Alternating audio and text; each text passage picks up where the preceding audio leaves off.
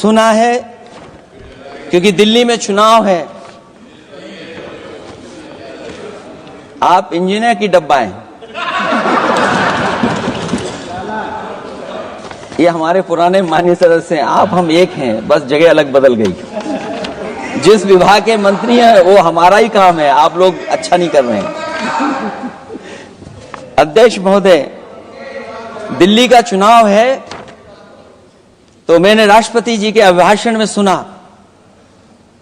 कि यहां पर मेट्रो की जो दूरी है वो दुगनी कर दी गई है, पटरी दुगनी कर दी गई है, एक्सपेंशन हो गया है इतना। अध्यक्ष महोदय, मैं स्वीकार करता हूं दिल्ली का चुनाव है, एक्सपेंशन की बात करेंगे, लेकिन कभी आपने क्यूटो का नाम सुना है? आपने वेनिस का नाम सुना है? मैं अध्यक्ष महोदय आपके माध्यम से, जिसको क्यूटो बनाने के लिए सपना देखा गया था, 10 साल पूरे हो गए हैं, अभी तक वहां पर मेट्रो की शुरुआत नहीं कर पाए हैं। और अध्यक्ष महोदय, मैं ये बात इसलिए कह रहा हूं, अध्यक्ष महोदय मैं इसलिए बात कह रहा हूं कि जिस समय समाजवादी सरकार थी, जितनी भी मेट्रो आज यूपी में चल रही हैं, सब की सब समाजवादियों की देन है, एक भी आपकी देन नहीं है। और इस समय पर मैं याद करना चाहता हूं, उस समय देश के प्रधानमंत्री मनमोहन सिंह जी को, जब मैं पहली बार मुख्यमंत्री बनकर के उनसे मिलने गया था, मैं बहुत सारे उनके काम उत्तर प्रदेश के लेकर के गया था। आज वो हमारे बीच नहीं हैं, लेकिन कम से कम उन्हें इसी बात से याद कर रहे हैं, जो जो मैंने काम उस समय दिए थे, एक एक काम उस समय के प्रधानमंत्री जी ने मेरा पूरा कर करके, और उसका परिणाम ये हुआ है अध्यक्ष महोदय, और उसका परिणाम ये हुआ है कि आज उत्तर प्रदेश में जितनी भी मेट्रो चल रही हैं, चाहे वो लखनऊ की हो, कानपुर की हो, आगरा की हो, नोएडा की हो, ग्रेटर नोएडा को जोड़ रही हो, दिल्ली को जोड़ रही हो। और अध्यक्ष महोदय, जिस समय उद्घाटन हुआ था दिल्ली से नोएडा को जोड़ने वाली मेट्रो का, उस समय देश के प्रधानमंत्री एक विदेश के बहुत बड़े उनके साथ बैठ करके गए थे उद्घाटन करने। हमारे अपने लोग मारे गए हैं, जिसमें परिवार का हर रिश्ता दिवंगत हुआ है, किसी की माता, किसी के पिता, किसी की बहू, किसी की बेटी, किसी का भाई बहन, चाचा चाची, बच्चों के आंकड़े तो अभी तक नदारद हैं। खोया पाया केंद्र ही लोगों को तो नहीं मिल रहा है, जो खोया पाया केंद्र था उसको भी लोग पा नहीं पा रहे, ढूंढ नहीं पा रहे। अध्यक्ष महोदय, कुंभ कोई पहली बार नहीं हो रहा है। कुंभ का आयोजन सदियों से होता आया है। हमारे पौराणिक और हमारे इतिहास के दस्तावेज ये बताते हैं कि समय समय पे जो भी सरकारें रही होंगी, जिसका भी राज रहा होगा अध्यक्ष महोदय, उसने महाकुंभ या इस तरह के कुंभ का आयोजन किया है।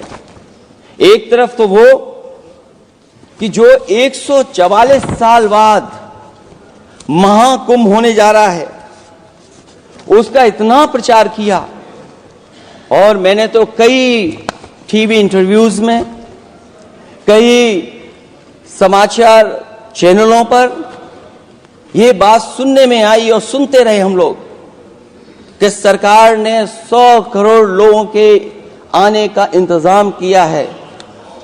और अगर 100 करोड़, अध्यक्ष महोदय, अगर ये बात गलत है तो मैं रिजाइन आपको देना चाहता हूं। अध्यक्ष महोदय, ये कहा गया कि 144 वर्ष के बाद ये हो रहा है। जहां तक मेरी समझ और जानकारी कहती है, जो एस्ट्रोनॉमी और एस्ट्रो चीजों को समझते होंगे वो ये स्वीकार करते होंगे, जो भी कुंभ होता होगा वो 144 वर्ष के बाद ही होता होगा।